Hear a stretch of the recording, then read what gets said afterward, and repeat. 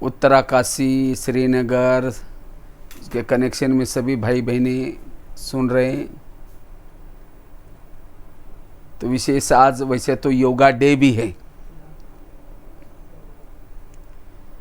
तो आज का टॉपिक बहुत सुंदर है। वर्तमान समय राजयोग का महत्व, उसकी विधि और उसके लिए धारणाएं।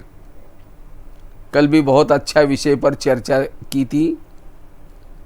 हम अपने पुरुषार्थ में आत्माभिमानी स्थिति, अशरीरी स्थिति, विधेय स्थिति का कितना महत्व है,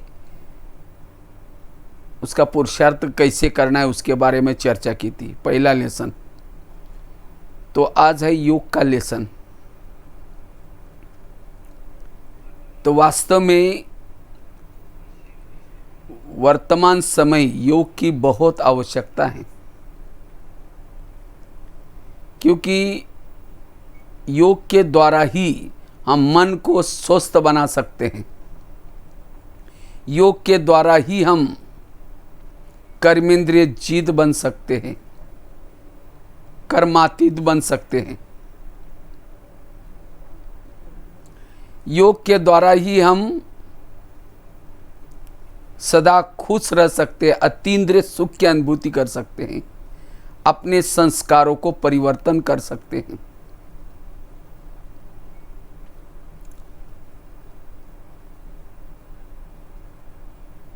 वास्तव में एक होता है फिजिकली योगा, दूसरा होता है मेंटली योगा, मेडिटेशन। हमें दोनों भी योग की जरूरत है।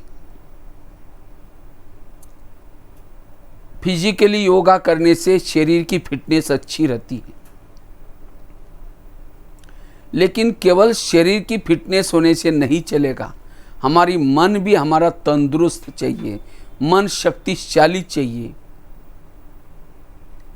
अगर शरीर फिट है लेकिन मन अगर कमज़ोर है तो भी हमें तनाव आएगा, टेंशन आएगा।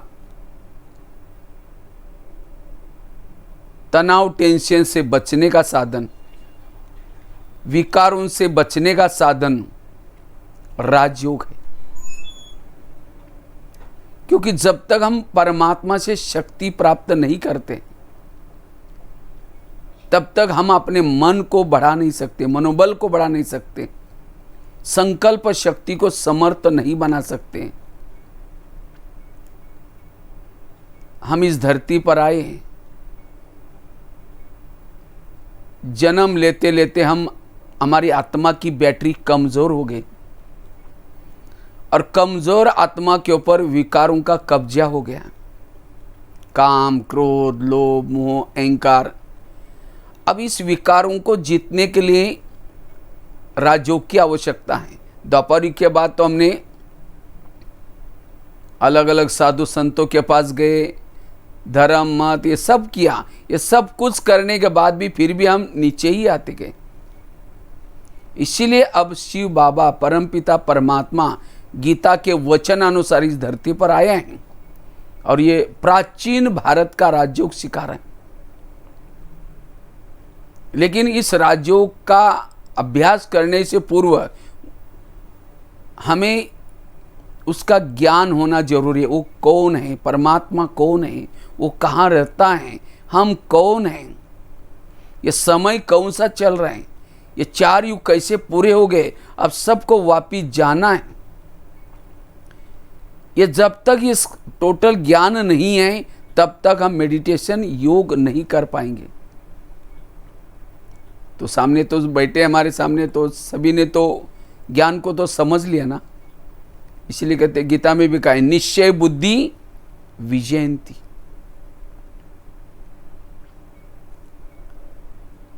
इसलिए इस ज्ञान के द्वारा हमें उस योग को करना है। और जब इस राजयोग का अभ्यास करते हैं, हमारा मनोबल बढ़ता है, आत्मबल बढ़ता है, और इन विकारों पर जीत प्राप्त कर सकते हैं। वास्तव में ये योगा डे कैसा चालू हुआ? कहते हैं सभी दुनिया के प्रधानमंत्री इकट्ठे हो गए थे। उन्होंने देखा वर्तमान समय इतना सारा पढ़ाई चल रहे हैं, इतने पढ़े लिखे लोग, समझदार लोग आए, तो भी आजकल अपराध बढ़ रहे हैं, सुसाइड केसेस बढ़ती जा रहे हैं, नशा व्यसन बढ़ता जा रहा है, बीमारियां बढ़ती जा रही। ये ऐसा क्यों हो रहा है? क्योंकि मानव मन कमज़ोर हो गया, और इसीलिए ये योगा शुरू किया। और योगा केवल एक दिन से नहीं, ये रोज़ हमें इसको अपने दिनचर्या का एक अंग बनाना है। और जितना ये योगा करेंगे उतना मनोबल बढ़ेगा। एक तो फिजिकली योगा भी, एक्सरसाइज करना, वॉकिंग करना, ये हेल्थ के लिए भी जरूरी है। इसके साथ परमात्मा का ध्यान लगाना ये भी जरूरी है। कहते हैं ना, दूध में शक्कर। अगर ये दोनों योगा हम करते हैं तब जाकर के हम हेल्दी, वेल्दी और हैप्पी बन सकते हैं।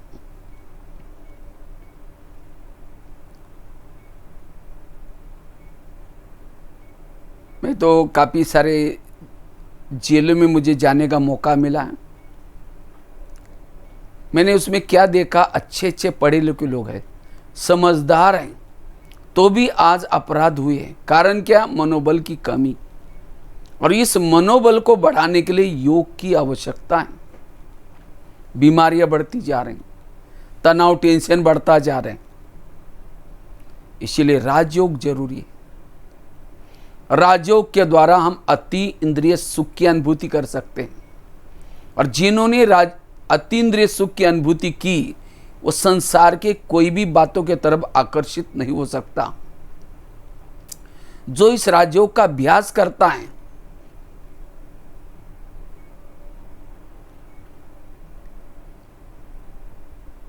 वो वायुमंडल को अच्छा बना सकता है, वो आत्मिक स्वरूप में स्थित रह सकता है, भाईचारे से रह सकता है, उसके इर्द गिर्द में गुण और शक्तियां आ सकती है। गुण शक्तियों की कमी यही समाज के प्रॉब्लम का कारण है। इसीलिए वर्तमान की परिस्थितियों में ये राजयोग हमें जरूरी है।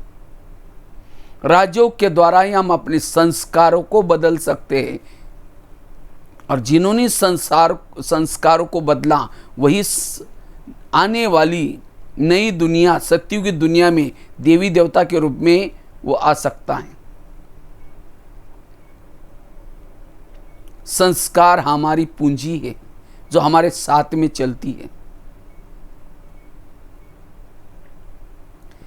लेकिन इस राजयोग का अभ्यास करने के लिए दो चीजों का उपयोग ज्यादा होता है इसमें, एक बुद्धि और दूसरा मन। और इसमें से भी बुद्धि का यूज ज्यादा है। बुद्धि जिसको कहते हैं ध्यान, परमात्मा में लगाओ, ध्यान लगाओ। ध्यान मतलब बुद्धि। बुद्धि एक नेत्र है। बुद्धि रूपी नेत्र जब परमात्मा को देखता है तो मन में भी वही थॉट चलते हैं, और उससे बुद्धि परमात्मा में लगाने से, मन परमात्मा में लगने से हमारे आत्मा का मनोबल बढ़ता है, आत्मा में ताकत आती है। जैसे मोबाइल की बैटरी को हम चार्ज करते हैं, मोबाइल चार्ज नहीं होता, बैटरी चार्ज हो जाती। इसी तरह जब हम योग करते हैं, मन बुद्धि परमात्मा में लगाते हैं, तब हमारी आत्मा की बैटरी चार्ज हो जाती है। और जब हमारी आत्मा की बैटरी चार्ज हो जाती है तो सारा दिन हमारा आत्मिक भान बना रहता है। देह में रहते हुए भी अशरीरी स्थिति रहती है। और जब अशरीरी स्थिति रहती है, हमें दूसरे के अंदर के गुण नजर आते हैं, कोई भी किसी के दोष नजर नहीं आते, सब अच्छे लगते हैं, सहन शक्ति आती है। जब आत्मिक स्थिति है, जब देह का भान होता है, ये इस धर्म का, ये इस जाति का, ये ऐसा करता, ये ऐसा करता है, दूसरे के दोष दिखते हैं, तब प्रॉब्लम आते हैं। ईर्ष्या, घृणा, नफरत, इसीलिए आत्मिक स्थिति बनाना जरूरी है, और आत्मिक स्थिति बनाने का साधन है योग। जैसे बैटरी जब डाउन होती है उसको चार्ज किया जाता है, इसी तरह अब हमारी 84 जन्म में जन्म लेते लेते बैटरी डिस्चार्ज हुई है, अब इसको चार्ज करना है। इसीलिए बाबा हर मुरली में कहते हैं, बच्चे मुझे याद करो, मुझे याद करो। परमात्मा की याद को ही कहते हैं राजयोग, और ये राजयोग सभी योगों का राजा है।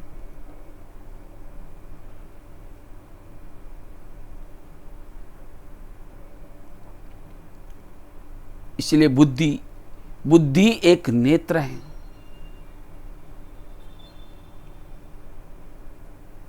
बुद्धि क्या है, एक सुंदर सा एग्जाम्पल आपको सुनाते हैं। जैसे कहा कि इसी समय माउंट आबू में ओम शांति भवन के सामने आप खड़े हैं।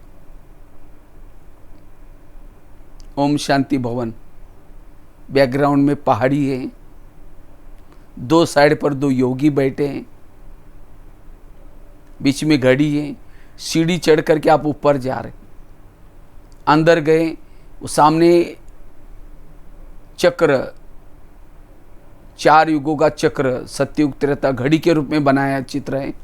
साइड पर, दो साइड पर, एक साइड सर्वात्माओं का पिता का चित्र, दूसरे साइड पर सौरभ का मॉडल बताया, बीच में बाबा का बड़ा सा फोटो है ओम शांति भवन में। वो देख करके नीचे आए पांडव भवन में।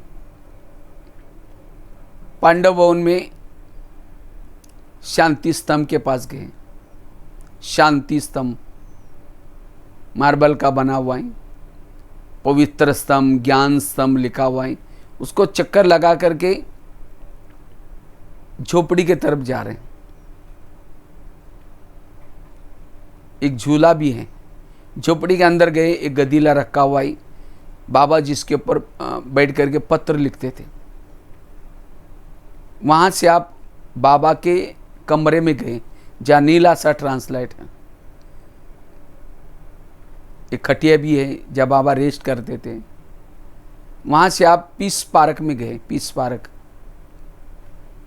जहाँ ओम का बना हुआ है सीमेंट का। और वहाँ से आप सामने गुरु शिखर के तरफ देख रहे। वहाँ से आप ज्ञान सरोवर में आए, किचन कॉम्प्लेक्स के सामने खड़े हैं ज्ञान सरोवर। वहाँ से आप डायमंड हॉल में आए, नीचे शांतिवन में। डायमंड हॉल के पीछे के गेट से आप स्टेज के तरफ देख रहे हैं। बाबा का बहुत बड़ा एक विशाल फोटो लगा हुआ है। वहाँ से आप तपस्या धाम गार्डन में आए। तपस्या धाम गार्डन से आप पीछे मुड़ करके थोड़ा देखा, एक पहाड़ी पर ओम शांति लिखा हुआ है सफेद अक्षर से। तो दिखाई पड़ा। आप लोग, कोई उत्तराखंड में बैठा है, कोई हरियाणा में आसन के आसपास में बैठा है, लेकिन अभी आप माउंट आबू में आए थे, चारों धाम की यात्रा कर दी। ये कैसे पहुंचे थे? बुद्धि के द्वारा। ये भी आपका योग था। ऐसे ही शरीर में आप बैठे हुए भी हमें उस परम धाम की यात्रा, अव्यक्त वतन की यात्रा बुद्धि से करनी है।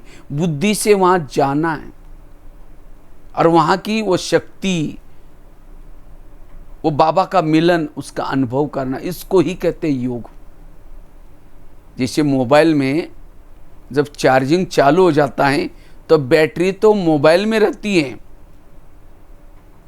लेकिन करंट कैसा आता है, वो बैटरी चार्ज कैसी होती है, वो तारे जो गुप्त होती है,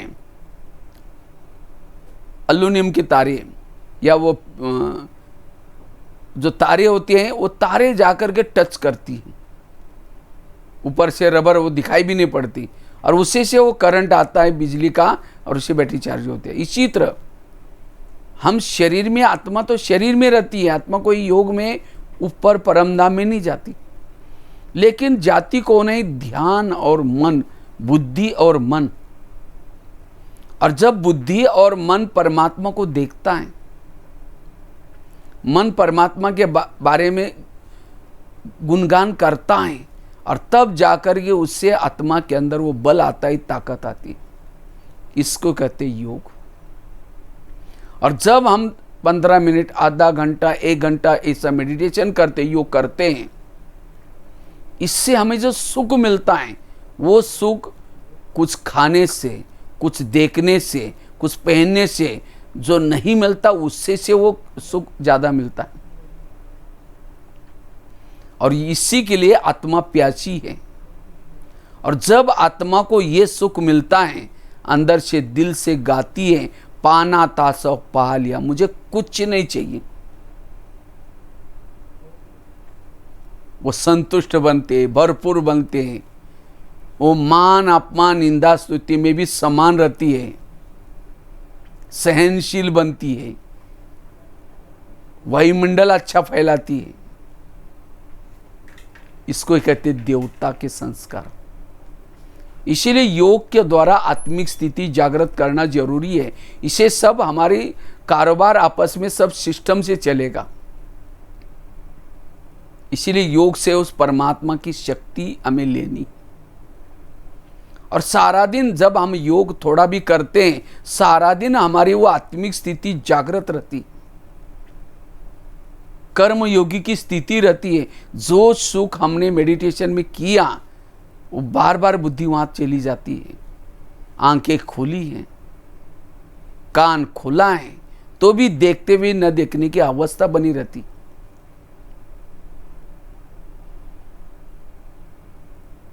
इसीलिए हमें समय निकाल करके ये योग करना जरूरी है। जैसे बता रहे थे, मोबाइल को चार्ज करते हैं तो दोनों तारें लगाते हैं, एक तार डालने से भी चार्ज नहीं होता। इसी तरह योग में हमें मन और बुद्धि दोनों को भी लगाना है। स्मृति का स्विच भी चालू करना है। बाबा ने मेरे पर क्या उपकार किया, बाबा आपने मुझे तीनों लोगों का, तीनों कालों का ज्ञान दिया। ज्ञान का डमरू बजा बजा करके अगम निगम के भेद खोले वो मीठे बाबा। जितनी स्मृति गहरी उतना योग गहरा। एकाग्रता आएगी, प्यार उत्पन्न होगा। स्विच चालू करना साथ में ऐसे नहीं कि तारे बार बार डालते हैं निकालते हैं। 2 घंटा 1 घंटा तार को डाल कर रखते प्लग में। इसी तरह हमें भी 1-2 घंटा जब मेडिटेशन करते हैं तो मन बुद्धि वो परमात्मा के ऊपर ही लगानी है। मन बुद्धि इधर उधर भटके नहीं। अब कैसे भटकते हैं, समझो कोई माता योग लगाने के लिए आ रहे हैं, आते आते रास्ते में देखा कि बहुत अच्छा सब्जी वाला जा रहे हैं, फिर कहेंगे चलो शाम को इसकी सब्जी बना देंगे। फिर आकर के योग में बैठे, लाल लाइट चल रहा है, गीत बज रहे हैं, शुरू करेंगे मैं आत्मा हूँ, शांत स्वरूप हूँ। फिर सोचेंगे वो थैली तो लाए नहीं, वो सब्जी कैसे लेके जाए। फिर कहेंगे ठीक है कोई बात नहीं, मैं आत्मा हूँ, शांत स्वरूप हूँ। फिर सोचेंगे गैस के ऊपर जो दूध रखा था शायद उसको मैंने बंद किया ही, ऐसा चल रहा है। फिर कहेंगे ठीक है मैं आत्मा हूँ, शांत स्वरूप हूँ। फिर कहेंगे घर में तो मेहमान आने वाला था, मैंने सोचा था उसके लिए कल रात को सोचा था कि छोले बनाए, चने बनाए, लेकिन रात को तो भिगो ही नहीं, चलो छोड़ो कुछ और बना देंगे, मैं आत्मा हूँ, शांत स्वरूप हूँ। लाल लाइट की सफेद लाइट हो गई, योग का टाइम पूरा हो गया। अगर ऐसा योग करेंगे उससे प्राप्ति नहीं होगी।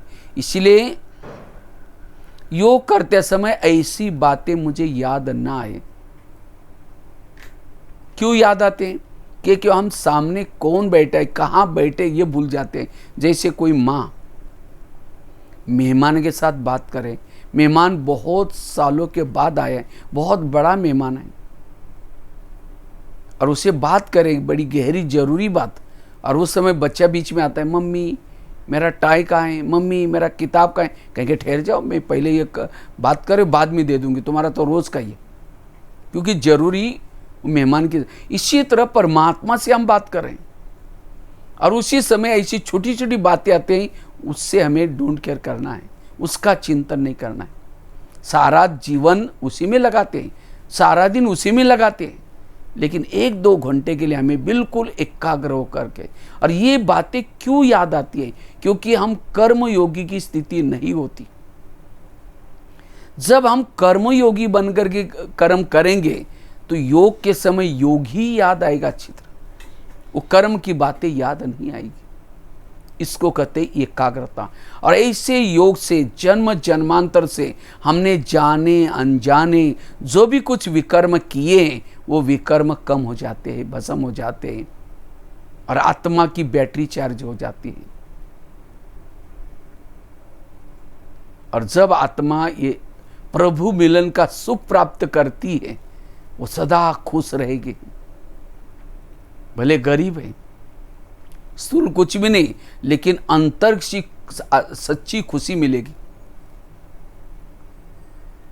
चेहरे में खुशी रहेगी। इसीलिए प्रभु मिलन जरूरी है। तनाव टेंशन की कोई भी परिस्थिति नहीं आएगी।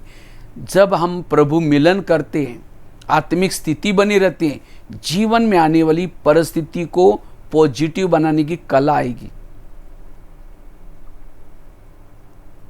वो परिस्थिति को भी तोहफा बना लेता है। कौन? जो योग का अभ्यास करता है, जिसकी आत्मिक स्थिति बनती है, वो जीवन में आगे ही बढ़ता जाता है। उसका अपने इंद्रियों पर संयम रहता है। इसीलिए वर्तमान की परिस्थिति में हमें ये योग बहुत जरूरी है। इससे हमारे संस्कार अच्छे बनेंगे, हेल्दी वेल्दी बन सकेंगे। लेकिन कई कहते मेरी बुद्धि के सामने कोई परमधाम का विजन नहीं आता, दृश्य नहीं आता। क्यों? सारा दिन अगर मन में नेगेटिव विचार चलेंगे, व्यर्थ विचार चलेंगे, किसी के दोष देखेंगे, परचिंतन की बातें करेंगे, तो जब योग करेंगे वो परमधाम का, वो परमात्मा का विजन, दृश्य नहीं आएगा। बुद्धि स्थिर नहीं रहेंगी। जैसे हम जब रिकॉर्डिंग करते हैं उस समय कैमरे का लेंस चालू खुल जाता है, जब रिकॉर्डिंग बंद करते हैं तो लेंस अपने आप बंद हो जाता है। इसी तरह हमें भी ये बुद्धि रूपी कैमरा, जब हमें जरूरी चीजें नहीं, उसको नहीं देखना है बुद्धि से। अगर सारा दिन व्यर्थ बातें देखते हैं, सुनते हैं, उसका एक प्रकार का धूल आता है। और ऐसे धूल वाले बुद्धि में ना परमधाम दिखाई पड़ेगा, ना परमात्मा दिखाई पड़ेगा। बुद्धि भटकेगी, मन भी भटकेगा। इसीलिए बाबा कहते हैं योग के लिए बुद्धि क्लीन चाहिए, क्लियर चाहिए। जितनी बुद्धि क्लीन और क्लियर रहेगी उतना हम योग में स्थिर में बैठ सकते हैं, प्रभु चिंतन कर सकते हैं। बुद्धि कैमरा है, मन टीवी है। बुद्धि गाय है, मन उसका बछड़ा है। जैसे कैमरे के सामने जो विजन होता है, दृश्य, वही टीवी में आता है। बुद्धि जिस चीज को देखती है वही विचार मन में चलते हैं। तो बुद्धि मेरी परमात्मा के तरफ जाए, उसके लिए हमें ज्ञान की जरूरत है, गहरी ज्ञान की जरूरत है। ये हम रोज की मुरली क्यों सुनने हैं? ये ईश्वरी महावाक्य क्यों सुनने हैं? ये मुरली में क्या बातें आते हैं? बच्चे, इन आंखों के द्वारा जो भी कुछ तुम देखते हो ये सब विनाशी है। ये युग बदलने का समय है। ये हमारी रिटर्न जर्नी है। बच्चे, अब वापिस अपने धाम में जाना है, फिर सतयुग में आना है। ये सब बातों से हमारी बुद्धि इस दुनिया से उपराम हो जाती है। अगर हम ये ज्ञान नहीं सुनेंगे तो बुद्धि कहीं ना कहीं अटकेगी, लटकेगी, चटकेगी। जिसकी बुद्धि कहीं संसार में अटकती है, लटकती है, चटकती है, वो योगयुक्त नहीं बन सकता। भले उसका शरीर योग में बैठा है, 1 घंटा आधा घंटा योग किया, लेकिन उससे आत्मिक स्थिति नहीं बनेगी। वो बार बार देखता रहेगा और 5 मिनट बाकी है, फिर कहेगा मैं आत्मा हूँ शांत, फिर कहेंगे और 5 मिनट बाकी है। वो नियमित बन करके बैठा, थोड़ी भावना का फल तो मिलेगा, लेकिन जो स्थिति बननी चाहिए, जो अवस्था बननी चाहिए वो नहीं बनेगी। फिर लोग भी कहेंगे योग भी करता है तो भी इसके ऐसे संस्कार हैं, उसमें बदलाव नहीं आएगा। इसीलिए हमें यथार्थ योग करना है, यथार्थ योग, विधि पूर्वक योग, बुद्धि रूपी आंख खोल करके, स्थूल आंखें भी खोल करके, तब जाकर के हमें उससे प्राप्ति होगी। इसलिए बुद्धि को एक परमात्मा के सिवाय बुद्धि के ऊपर कोई भी बातों का प्रभाव नहीं चाहिए।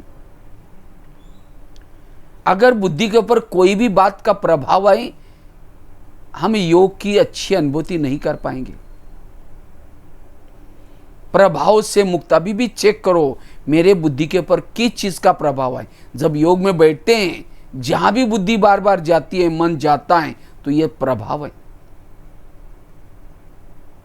इसीलिए बुद्धि को जागृत करने की जरूरत है। ये बुद्धि, अब मुझे परमात्मा को याद करना है, जिस प्रभु को मैं युगों से ढूंढ रहा था, अब मुझे मिला है। तुम्हें वहां जाना है, तुम्हें इधर उधर नहीं भटकाना है। जब बुद्धि से बात करेगी, बुद्धि जागृत होगी, तब बुद्धि ध्यान परमात्मा की तरफ जाएगा, टिका रहेगा। ये बुद्धि जिसको देखने के लिए दुनिया की आंखें तरस रहे, और तुम्हें तो वहां उसके पास जाने का मौका मिलेगा, तुम उस सत्यम शिवम सुंदरम के सिवाय और इधर उधर क्यों जाती हो? अगर बुद्धि समझ आए, जागृत हो जाए, बुद्धि नहीं भटकेगी। मेरा ध्यान योग में या कहीं और है, कैसा पता चलेगा? जब हम योग में बैठे हैं, अगर मुझे परमात्मा के सिवाय, वो परमधाम के सिवाय, अव्यक्त वतन के सिवा अन्य कोई विचार चल रहे हैं, समझो मेरा ध्यान भटक गया। क्योंकि ध्यान हटने से मन भी हट जाता है। ये एक प्रकार का युद्ध है, थोड़ी मेहनत है, और जब ये मेहनत हम करेंगे बार बार, तब जाकर के ध्यान वही लगेगा। शुरू शुरू में होगा ये।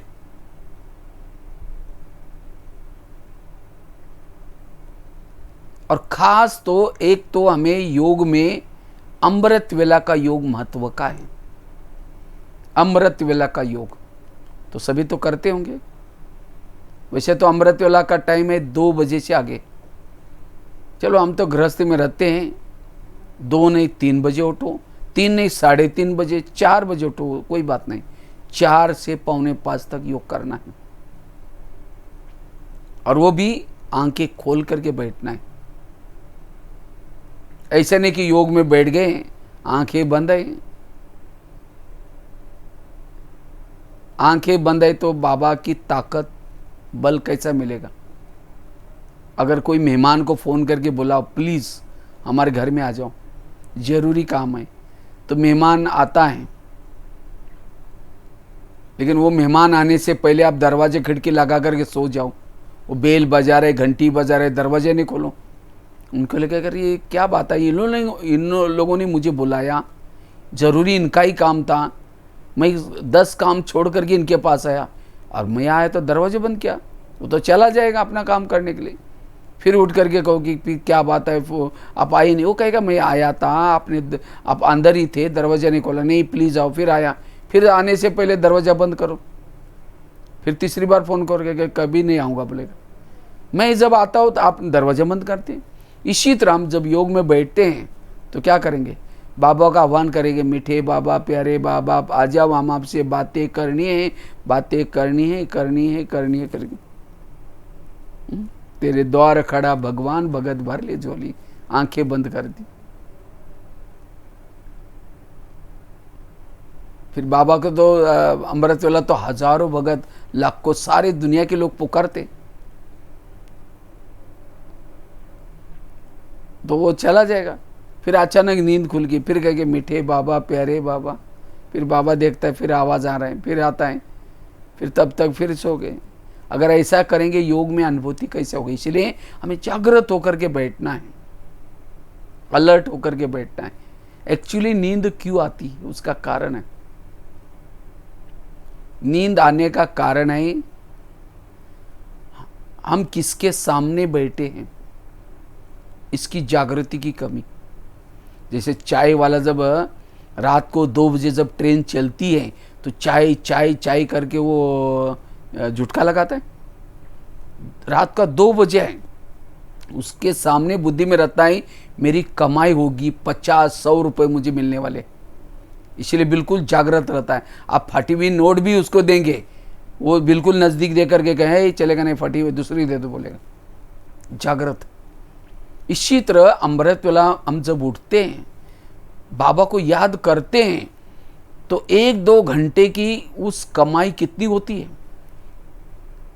उस समय बाबा आपके भाग्य में लिख रहे हैं, सतयुग में मैं तुमको इतनी प्रॉपर्टी दूंगा, इतनी संपत्ति। एक एक अमृत वेला एक एक जन्म की प्राप्ति हो रहे हैं, वो लिख रहे हैं और हम सो रहे हैं।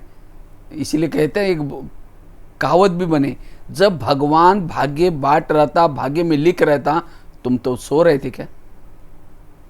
इसलिए जागृत होकर के बैठना, जो भाग्य लिख रहा है सामने, उसका गुणगान गाओ, उसको धन्यवाद दो। वो प्रभु, सारी दुनिया के लोग सोए हैं और आपने मुझे प्यार से जगाया और मेरा भाग्य बना रहा है, आप भाग्य में लिख रहे, कितना शुक्रिया बाबा करो, कितना धन्यवाद करो। जैसे किसी के चेहरे पर मेकअप हो रहा है, वो झुटका लगाते, यहाँ का मेकअप यहाँ पहुंच जाएगा। इसलिए अलर्ट बैठना, क्योंकि आलस आएगा। और आलस आता क्यों है? क्योंकि रात को सोने के पहले हम क्या करते, कहेंगे बाबा गुड नाइट, अभी तो नींद आ रही, पता नहीं अमृतवेला में उठूंगा नहीं उठूंगा, दोपहर को तो रेस्ट नहीं किया था, घर में मेहमान आए थे, ऐसे कुछ ना कुछ संकल्प करके सो जाते। फिर सोते समय भी सोचेंगे कल सवेरे उठना है, बर्तन मांजना है, फिर ये भी करना है, नाश्ता भी बनाना है। ऐसे करके हम कमज़ोर विचार में सो जाते हैं। सवेरे उठते बाबा जगाएगा, फिर घड़ी में देखेंगे और 4 को 5 मिनट कम है, फिर कहेंगे 5 मिनट के बाद फिर उठ जाएंगे। 5 मिनट के बजे 5 बजे का पता भी नहीं चलेगा। तो ये क्यों हो गया? क्योंकि रात को सोते समय, इसलिए रात को सोते समय अलर्ट होकर के सो जाओ। अब विश्व परिवर्तन का कार्य बड़ा तेजी से हो रहा है, पता नहीं अब कल क्या होने वाला है। अब जैसे कोरोना जैसी बीमारी आई है, और भी कई देशों की लड़ाई लग रही, चारों तरफ पता नहीं मेरे को कितना समय मिलेगा। मेरे तो जन्म जन्मांतर के कितने सारे विकर्म हैं, अभी भी मेरे संस्कार नहीं बदले। मुझे भक्तों को सकाश देनी है, मुझे अपने आप को पावन बनाना है, अभी भी मैं आत्मा के स्वरूप में टिक नहीं सकता हूँ। और लास्ट का पेपर का तो 1 सेकंड का होगा, तो मुझे कल अमृतवेला अच्छी करनी है, अमृतवेला उठना है। ऐसे से सोच करके उपराम होकर के सो जाओ, तब अमृतवेला। नहीं तो माया की तरफ से सवेरे कौन आता? आलस। और आलस के पीछे माया की सारी छेना छिपी है। इसलिए अमृतवेला अलर्ट करना है, कोई ना कोई सोमान लेकर के बैठो। उसके बाद अमृतवेला करके नहा धो करके क्लास की तैयारी करनी है। और क्लास में भी अभी भले लॉकडाउन है, कोई बात नहीं, जब लॉकडाउन खुलेगा सेंटर पर जा करके भी आधा घंटे का योग जरूर संगठन में करना है। मुरली सुनने से पूर्व, मुरली सुनने से पूर्व योग करने से मुरली का भाव समझ में आएगा। इसलिए आधा घंटे का योग जरूरी है। खेती में बीज डालते हैं, पहले हल चलाते बीज डालते। इसी तरह ये बाबा ने हमें सिस्टम बना कर रखी है, दिए तो अमृत वाला योग क्लास के पहले भी आधा घंटा योग करके मुरली सुनना। नहीं तो कईयों को लगेगा अरे बहुत अच्छा, मज़ा आ गई, 2-3 महीने से तो घर का नाश्ता बनाओ, खाना बनाओ, साथ में मुरली भी सुनो, कभी भी सुनो। ये तो मजबूरी के लिए बाबा ने साधन बनाया था, लेकिन और मजबूत बनना है तो हमें पढ़ाई ज़रूर पढ़नी है। तो हमें एक तो अमृत वेला का योग, क्लास के पहले योग और मुरली को सुनना है। ये 3 चीज़ें जो सवेरे सवेरे करता है वो सारा दिन सोल कॉन्शियस आत्मिक स्वरूप में टिकता है। इसके साथ साथ नुमा शाम का योग, ट्रैफिक कंट्रोल का योग, इसी तरह में रोज दिनचर्या में 2-2.5 घंटा बैठ करके तपस्या करने के लिए टाइम निकालना है। और जितना ये तपस्या करेंगे, साधना करेंगे, कर्म इंद्रिय जीत बनेंगे, संस्कारों को परिवर्तन कर सकेंगे। कितने भी कड़े संस्कार हैं, अगर उसके ऊपर जीत प्राप्त करना है, योग तपस्या की टेस्ट लेनी जरूरी है। जैसे कोई जिलेबी खाता है, उसको मुरमुरा दो, फीका लगता है। इसी तरह जिसने इस योग का अनुभव किया, प्रभु मिलन का अनुभव किया, उसके लिए विकार संस्कार फीके लगेंगे। क्योंकि आत्मा को तो सुख चाहिए, चाहे विकारों का सुख लो, चाहे फिर योग से सुख लो। इसीलिए हमें योग को महत्व देना है और साधना तपस्या करनी है। इससे हमारी बहुत बड़ी प्राप्ति होगी। संसार में सबसे बड़ा बल है योग बल। जो बल भाव बल से नहीं कर सकते, शारीरिक बल से नहीं कर सकते, वो योग बल से कर सकते हैं। इसलिए योग बल बढ़ाना है। योग बल ही भविष्य में आने वाली मुसीबतों में काम आने वाला है। क्योंकि बाबा तो कहते हैं आगे चल करके दुखों के पहाड़ गिरने वाले हैं, और उस दुखों में हमें परमात्मा की याद, ये हमें बहुत मदद करेंगे। बहुत काल की याद चाहिए, उस याद से हमारी आत्मस्थिति बनती है, मनोबल मजबूत होता है। इसलिए तपस्या। लेकिन हमारी बुद्धि परमात्मा के पास लगातार लगी रहे, परमात्मा के पास लगी रहे, वो बुद्धि रूपी नेत्र खुला रहे, उसके लिए कुछ धारणा ही जरूरी है। क्यों हमारी बुद्धि इधर उधर भटकती है, मन भटकता, उसका कारण है। सबसे पहला कारण है, अगर सारा दिन हम एक दूसरे का परिचिंतन करेंगे, अवगुण देखेंगे, तो जब योग में बैठेंगे, योग में वो परम धाम का विजन, परमात्मा का विजन नहीं आएगा। इतना ही नहीं, ज्ञान भी बुद्धि से निकल जाएगा। ये ज्ञान उनके बुद्धि में बैठता है जिनकी बुद्धि स्वच्छ है, क्लीन है, क्लियर है। इसीलिए बाबा को कई बार मुरली में कहना पड़ता है, बच्चे झगमुई झगमे नहीं करो, बच्चे परचिंतन नहीं करो, किसी के दोष नहीं देखो। अभी भी शायद 3-4 दिन पहले, 2-3 दिन पहले बाबा ने कहा, बच्चे तुम्हारा समय अमूल्य है, परचिंतन करके, किसी के दोष देकर के ऐसा है वैसा है, अपना टाइम वेस्ट नहीं करो। क्योंकि ये बातें सुनने से बुद्धि को ताला लग जाता है। बुद्धि में ऐसी ना ज्ञान बैठेगा, ना परमात्मा की याद बैठेगी। इसलिए पर चिंतन से बचना। अगर आपके घर में कोई कचरा लाकर डालेगा तो आप क्या कहेंगे? आपका धन्यवाद। रोज आया करो, जहाँ पूजा होते हैं वहाँ डाला करो, ऐसे बोलेंगे? उसको तो भगाएंगे। लेकिन यहाँ कोई कचरे वाली बातें, व्यर्थ बातें सुनाता है, हम क्या कहते हैं? और क्या हुआ, और क्या हुआ? इससे बचना।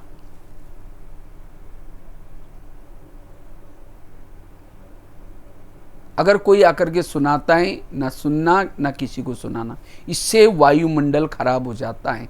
परमात्मा से प्यार करने से पूर्व परमात्मा ने रची हुई दुनिया का हर इंसान मुझे प्रिय चाहिए। पर चिंतन से बचना, ये धारणा जरूरी है। हाँ, इसे कैसे बचना है, पर चिंतन से क्या होता है, उसके लिए अलग से एक टॉपिक रखा हुआ, उसके ऊपर गहरी बाद में चर्चा करेंगे। तो कहने का मतलब, योग की अनुभूति करने के लिए, बुद्धि परमात्मा में टिकने के लिए पर चिंतन से बचने की जरूरत है। दूसरी बात आई, अगर मेरा ध्यान सदा प्रभु में लगा रहे, योग लगा रहे, उसके लिए सारा दिन मुझे श्रीमत प्रमाण चलना है। जितना श्रीमत प्रमाण चलेंगे उतना परमात्मा का हमें प्यार मिलेगा। कोई भी माँ बच्चों को प्यार करती है, कब करती है? जब बच्चा माँ का कहना मानता है, सवेरे जल्दी उठाती है, अच्छे कपड़े पहनाती है, कहते देखो बेटा कपड़े गंदे नहीं करना, पढ़ना, लड़ना नहीं, झगड़ना नहीं। बच्चा जाता है, लड़ता है, झगड़ता है, कपड़े गंदे करके आता है, मम्मी मम्मी करते आए, मम्मी किचन से देखे, मैंने जो कहा करके आया, नहीं करके आया, बोले कि तुम चिल्लाते में आई थी, जाएगी जाकर 2 थप्पड़ लगा दी। अगर वही बच्चा माँ का कहना मान के आता तो माँ उसको प्यार करती। इसी तरह परमात्मा भी हमारी माँ है। सवेरे जल्दी उठाते, फरिश्ता ड्रेस पहनाते, कई डायरेक्शन देते, बच्चे आज आत्मा समझना, पर चिंतन नहीं करना। लेकिन हम बाहर जा कर के कुछ ना कुछ गलतियाँ करते, फिर योग में बैठेंगे, मीठे बाबा, प्यारे बाबा। बाबा ऊपर से देखता है परमधाम की खिड़की से। इसलिए श्रीमत प्रमाण चलना है। जितना श्रीमत प्रमाण चलेंगे योग की अनुभूति कर सकेंगे। लेकिन हम क्यों नियम को तोड़ते हैं? लोक लाज, लोग क्या कहेंगे, लोग क्या बोलेंगे। लोग इस संसार में ऐसे हैं, घोड़े पर बैठने में नहीं देंगे, पैदल चलने में नहीं देंगे। इसीलिए कहते हैं सुनो सबकी, करो मन की नहीं श्रीमत की। जितना श्रीमत प्रमाण चलेंगे हमारा योग बाबा से लगेगा, बुद्धि बाबा में लगेगी, समर्थ बन सकेंगे। ये धारणा। तीसरी है, जितना आत्म अभिमानी बनेंगे उतना योग अच्छी तरह कर सकेंगे। आत्म अभिमानी और योग, इसका बहुत गहरा कनेक्शन है। जैसे बल्ब जलाते हैं तो जो तारों ऊपर का जो कोटिंग होता है वो निकालते हैं, तब जाकर के बल्ब जग जाता है। इसी तरह आत्मा की स्थिति बनाने के लिए हमें देह का ये रबर है उसको उतारना, आत्मिक स्वरूप में टिकना, फिर परमात्मा को याद करना जरूरी।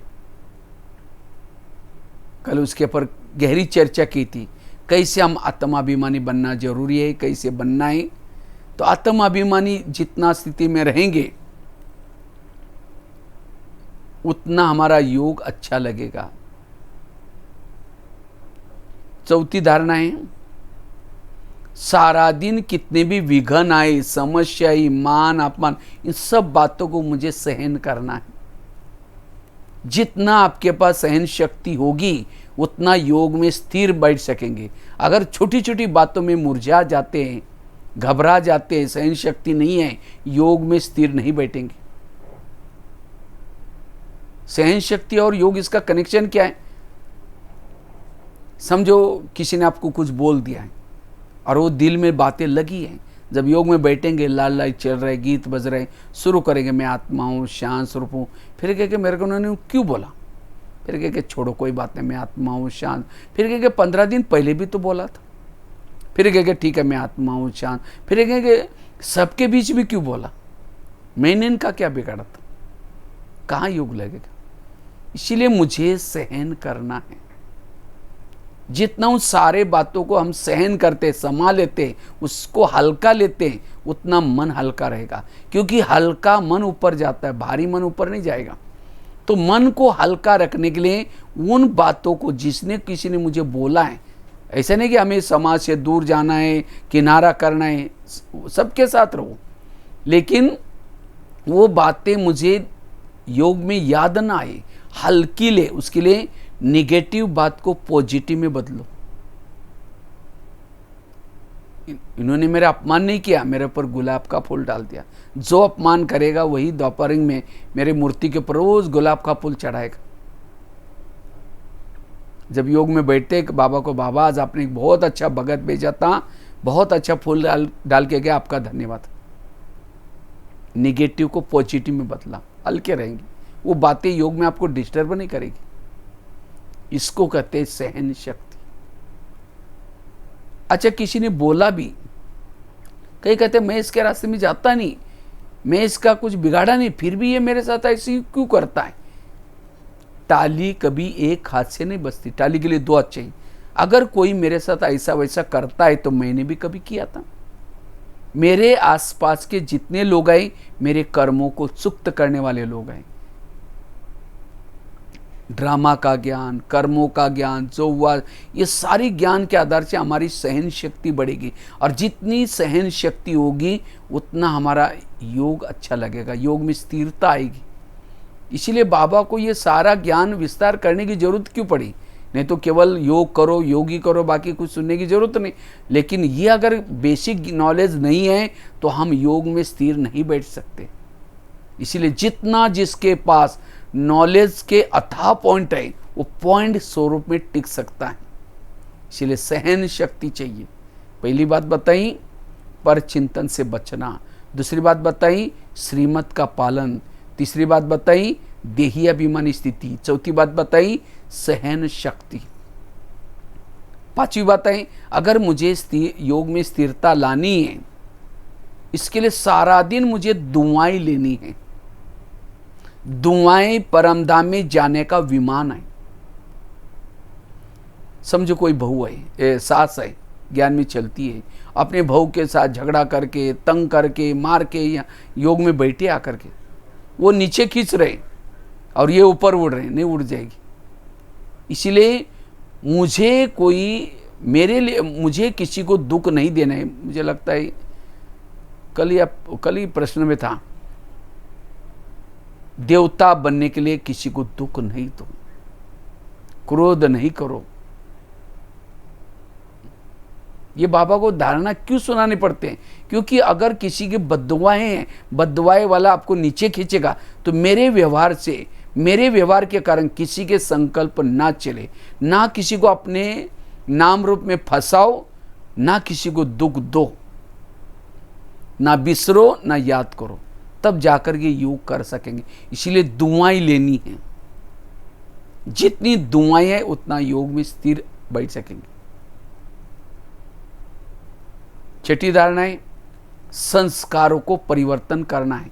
जितना हम संस्कारों को परिवर्तन करेंगे योग लगेगा। अगर संस्कार के वश बार बार होंगे, गलतियां करेगी कि कमाई चट हो जाएगी।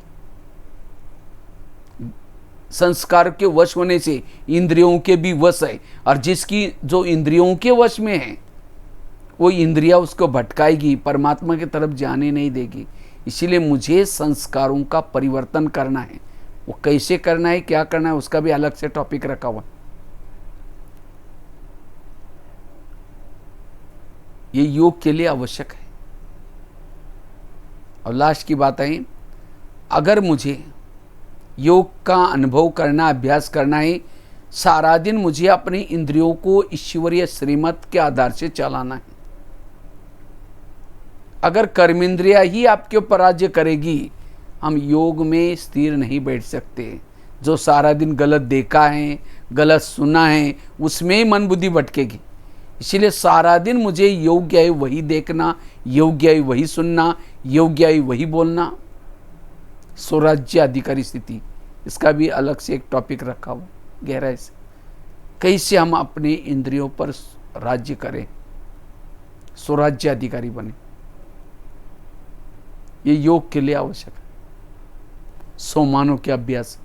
इसी तरह अगर योग में ये कुछ धारणाएं अगर हमारे जीवन में है, तब हम योग में घंटों तक बैठ सकते हैं, परमात्मा की याद कर सकते हैं। इसीलिए वर्तमान समय हमें इस राजयोग के द्वारा अपनी आत्मिक स्थिति को बढ़ाना है, और फिजिकली योगा भी। क्योंकि आजकल जैसे बताया ना, कोरोना का प्रकोप होता जा रहा है, तो उस कोरोना के प्रकोप से बचने के लिए मनोबल को बढ़ाने की जरूरत है। इसलिए हमारे प्रधानमंत्री जी ने सबको नारा दिया, हमारे लिए जान अच्छी है तो हमारे लिए जहान है।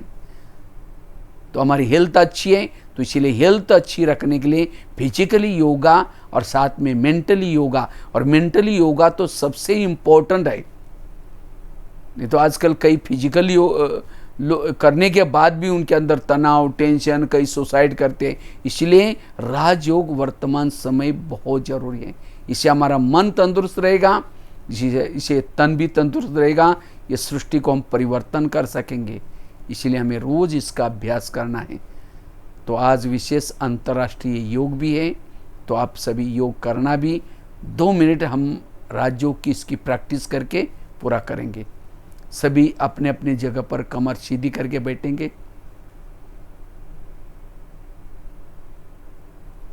सभी अपने भ्रुकुटी आसन पर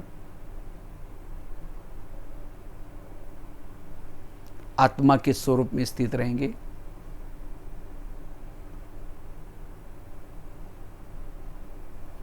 मैं ज्योति स्वरूप आत्मा हूं। भ्रुकुटी आसन पर बैठी हूं।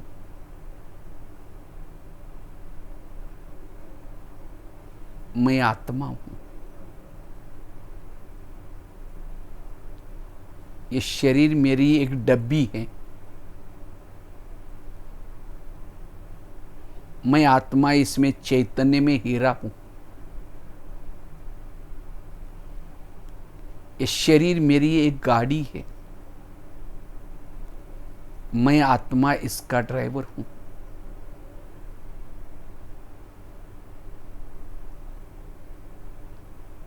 मैं आत्मा इस आंखों के द्वारा देखने वाली हूं, कानों के द्वारा सुनने वाली,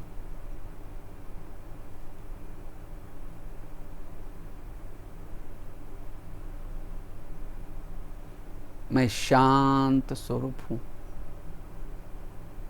मेरा स्वधर्म शांति है।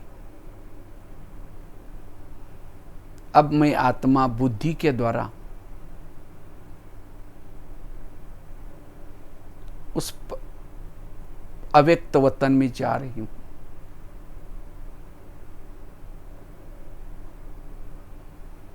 बुद्धि के द्वारा इस देह से भी परे चांद सूरज तारांगन से भी पार उस अव्यक्त वतन की दुनिया को देख रहे हैं।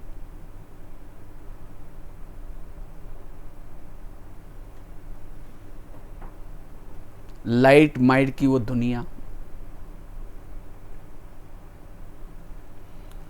जिसमें फरिश्तों का राजा ब्रह्मा बाबा बैठे हैं।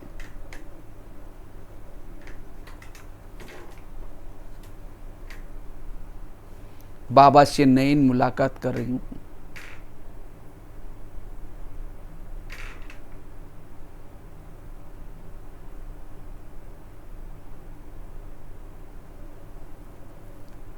अब मैं बुद्धि के द्वारा धीरे धीरे मूल वतन की तरफ जा रही हूं।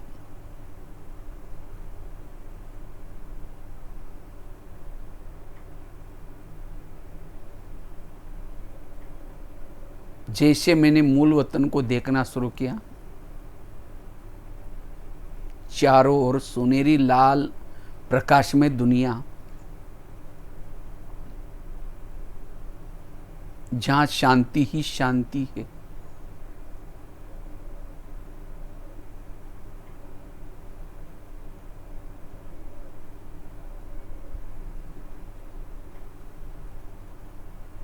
धीरे धीरे मैं ऊपर की तरफ जा रही हूं।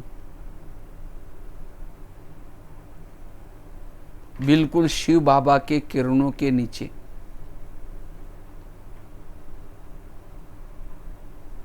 जैसे मैं शिव बाबा को बुद्धि के द्वारा बिल्कुल नजदीक देख रही हूं, मेरी बुद्धि क्लीन और क्लियर बनती जा रही हूं।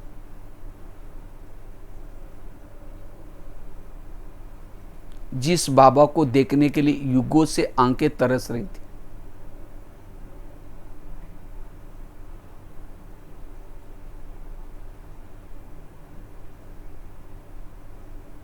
बाबा के सानिध्य में आने से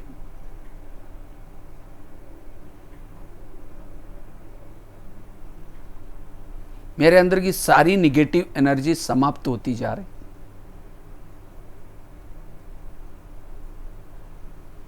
मैं ऊर्जावान बनती जा रही। मेरा मनोबल बढ़ता जा रहा है।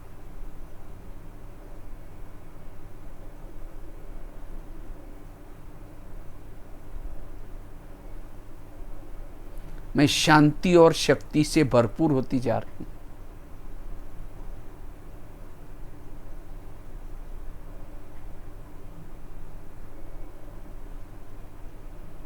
अब ये प्रभु मिलन कर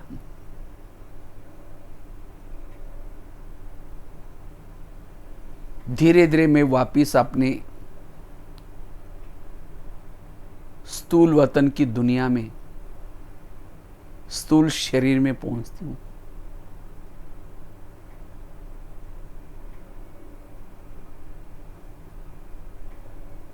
जैसे बुद्धि के द्वारा मैंने शरीर में प्रवेश किया, मेरी शरीर की भी सारी कोशिकाएं चार्ज हो गई।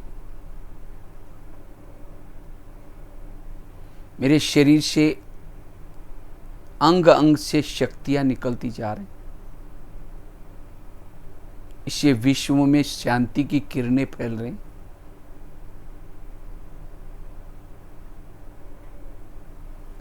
सबको सुख मिले,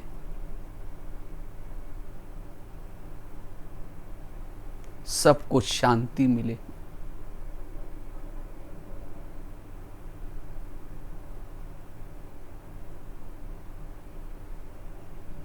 अब इस ऊर्जा को सदा जागृत रखूंगी।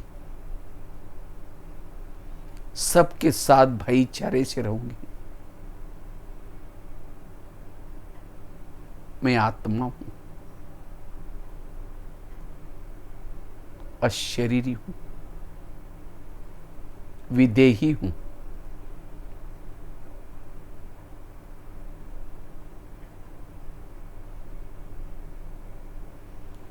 ओम शांति शांति शांति।